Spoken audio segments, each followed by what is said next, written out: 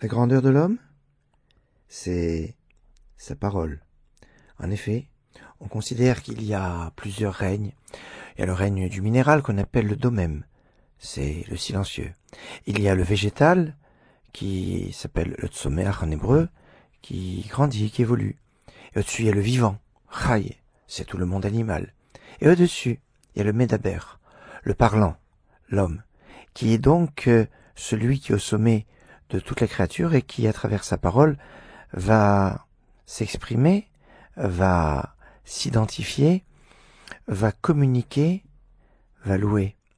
Il y a des lieux où on doit savoir exprimer son respect, le respect que l'on donne aux choses, que l'on donne aux autres, que l'on exprime, ou que justement on sait exprimer à travers un silence. Il y a des fois l'éloquence du silence qui est la base d'un dialogue réussi. Ainsi, se taire à la synagogue, pendant la prière, mais même en dehors de la prière, c'est marquer notre respect du lieu, c'est exprimer notre respect des autres. Se taire, pas pour se taire seulement, mais pour se concentrer sur sa prière. Oh, ça rime même.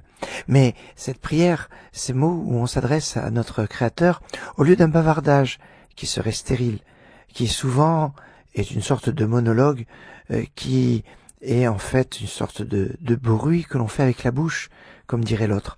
Alors, savoir garder sa langue, c'est finalement s'assurer une longévité. Et savoir dire ce qu'il faut dire, quand il faut le dire, à l'endroit où il faut exprimer quelque chose d'important. Dans la paracha de la sainteté, paracha Kedoshim, il est marqué Shabbatotai tishmoru, mes Shabbatot, vous allez les garder, ou Mikdashi tiraou, et mon sanctuaire, vous le craindrez, ainsi parle Dieu. La traduction de Rabbi Nathan ben Oziel, à qui on rend visite souvent pour lui demander des choses, dit que Mikdashi, le sanctuaire en question, ce sont les maisons d'études et les synagogues, Bet Midrashot et Bet Knisiot. Savoir donner du respect, c'est savoir donner du sens à sa parole, afin que cette parole puisse avoir toute sa force et tout son impact. Sachons nous taire pendant la prière, afin que notre prière puisse avoir une force. Et puis, savoir se taire pendant l'office, pendant la prière, c'est savoir se concentrer.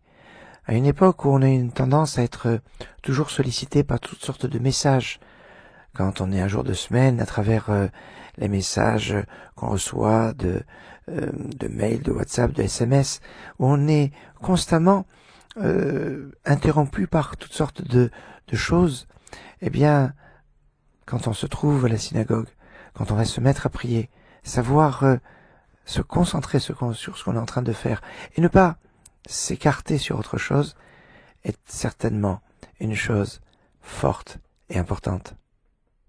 Bonne journée.